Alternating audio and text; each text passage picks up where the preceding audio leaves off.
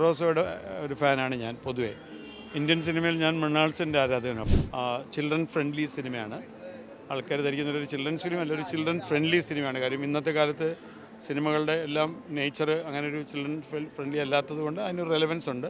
പിന്നെ 46 കൊല്ലം സിനിമയിൽ ഒരു നടൻ എന്നുള്ള നിലയ്ക്ക് നിൽക്കുന്ന മോഹൻലാൽ, അദ്ദേഹം ഒരു സൊസൈറ്റിയോട് തിരിച്ച് ചെയ്യുന്നൊരു കോൺട്രിബ്യൂഷനായിട്ടാണ് ഞാൻ ആ സിനിമ കാണാൻ ആഗ്രഹിക്കുന്നത്. ഇവിടെ പ്രദർശിപ്പിച്ചിരിക്കുന്ന ഓരോ ആർട്ടിനെ നമ്മളൊന്ന് നോക്കി എന്ന് പറഞ്ഞാൽ മാസ്റ്റേഴ്സിൻ്റെ കൂടെ തന്നെ അവരുടെ മാസ്റ്റർ വർക്കുകളും അതിൻ്റെ മെമ്മറീസും കൂടുതലുള്ളത്. അപ്പോൾ ഇവിടെ എന്താ പറയുക, ഇവിടെ വരുന്ന ഡെലിഗേറ്റ്സ് ഇവിടെ നോക്കുന്ന സമയത്ത് പുതിയ ഇൻഫർമേഷൻസ് കിട്ടുന്നു.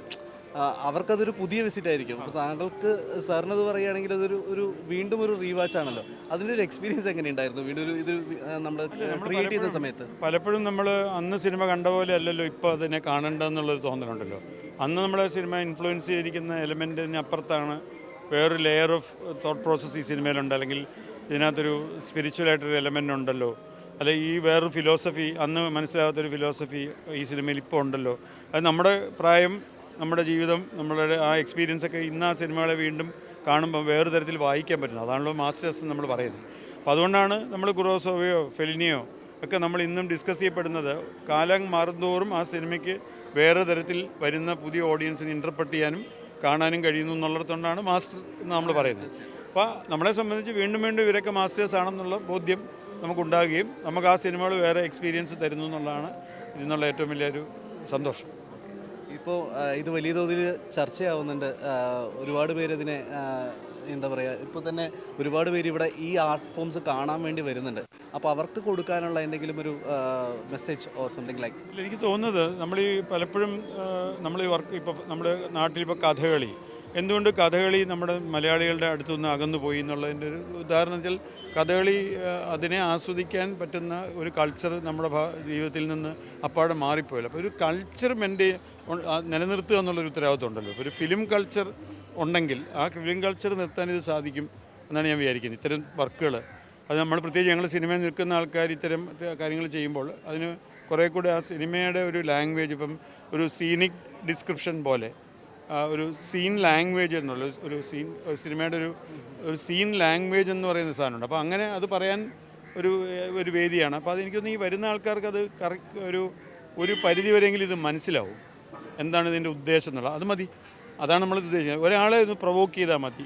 ഇതേത് സിനിമയിലെ ആ പക്ഷി കിടക്കുന്ന ഏത് സിനിമയായിരിക്കും എന്ന് അയാൾ ആലോചിച്ചാൽ നമ്മൾ ഹാപ്പി ആയിരിക്കും. അതാണ് അതിൻ്റെ ഒരു ഈ വർക്ക് നടന്നുകൊണ്ടിരിക്കുന്ന സമയത്ത് സാറിന് ഏറ്റവും കൂടുതൽ എന്താ പറയുക, റീവിസിറ്റ് ചെയ്യുന്ന സമയത്ത് വേറൊരു തലത്തിലുള്ള ഒരു സംഗതി കിട്ടിയ കുറോസോയുടെ ഒരു ഫാനാണ് ഞാൻ പൊതുവേ.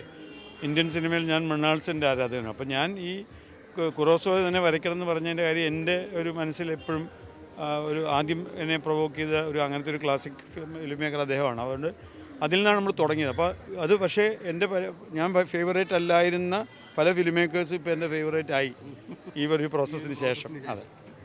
അതൊരു വലിയൊരു എക്സ്പീരിയൻസ് തന്നെയാണ്. ഇനി ഒരു നല്ലൊരു ഫിലിം സ്റ്റുഡൻ്റ് എന്ന നിലയ്ക്ക് പ്രൗഡായിട്ട് നമുക്ക് പറയാൻ പറ്റും. നമ്മളിപ്പോഴാണ് ഒരു സ്റ്റുഡൻ്റ് ആയെന്ന് നമുക്ക് പറയാൻ പറ്റും. അപ്പം ഫിലിം ഇൻഡസ്ട്രിയിൽ തന്നെ നിൽക്കുന്ന ഒരാളെന്നുള്ള നിലയിൽ ഒരു ചോദ്യം കൂടി ചോദിക്കുകയാണ്. അപ്പം സാർ അസോസിയേറ്റ് ചെയ്തിട്ടുള്ള സിനിമകൾ വരുന്നുണ്ട്. അപ്പം ഏറ്റവും കൂടുതൽ മലയാളികളിപ്പോൾ ആൻറ്റിസിപ്പേറ്റ് ചെയ്യുന്നത് ബറോസ് എന്ന് പറയുന്ന സിനിമയാണ്. അപ്പോൾ ബറോസിനെ കുറിച്ചുള്ള വിശേഷങ്ങൾ എന്തെങ്കിലും ഷെയർ ചെയ്യാനുണ്ടെങ്കിൽ? ഡിസംബർ 25 അത് തിയേറ്ററുകൾ വരുന്നു എന്ന് മാത്രമേ ഞാൻ ഷെയർ ചെയ്യാൻ ആഗ്രഹിക്കുന്നുള്ളൂ.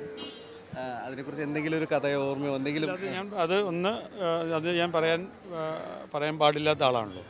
അപ്പോൾ അതുകൊണ്ട് അത് ഒരു മനോഹരമായ സിനിമയായിരിക്കും എന്നാണ് ഞാൻ വിശ്വസിക്കുന്നത് പൂർണ്ണമായും. ചിൽഡ്രൻ ഫ്രണ്ട്ലി സിനിമയാണ്. ആൾക്കാർ ധരിക്കുന്ന ഒരു ചിൽഡ്രൻസ് ഫിലിം അല്ല, ഒരു ചിൽഡ്രൻ ഫ്രണ്ട്ലി സിനിമയാണ്. കാര്യം ഇന്നത്തെ കാലത്ത് സിനിമകളുടെ എല്ലാം നേച്ചർ അങ്ങനെ ഒരു ചിൽഡ്രൻ ഫ്രണ്ട്ലി അല്ലാത്തത് കൊണ്ട് അതിനൊരു റെലവൻസ് ഉണ്ട്. പിന്നെ 46 കൊല്ലം സിനിമയിൽ ഒരു നടൻ എന്നുള്ള നിലയ്ക്ക് നിൽക്കുന്ന മോഹൻലാൽ, അദ്ദേഹം ഒരു സൊസൈറ്റിയോട് തിരിച്ച് ചെയ്യുന്നൊരു കോൺട്രിബ്യൂഷനായിട്ടാണ് ഞാൻ ആ സിനിമ കാണാൻ ആഗ്രഹിക്കുന്നത്. അതുമാത്രമല്ല, നമ്മൾ ആ ട്രെയിലറിൽ ശ്രദ്ധിച്ചെന്ന് പറഞ്ഞാൽ മലയാള സിനിമയിൽ ഇതുവരെ കണ്ടിട്ടില്ലാത്ത രീതിയിലുള്ള ട്രെയിലർ ആയിരുന്നല്ലോ.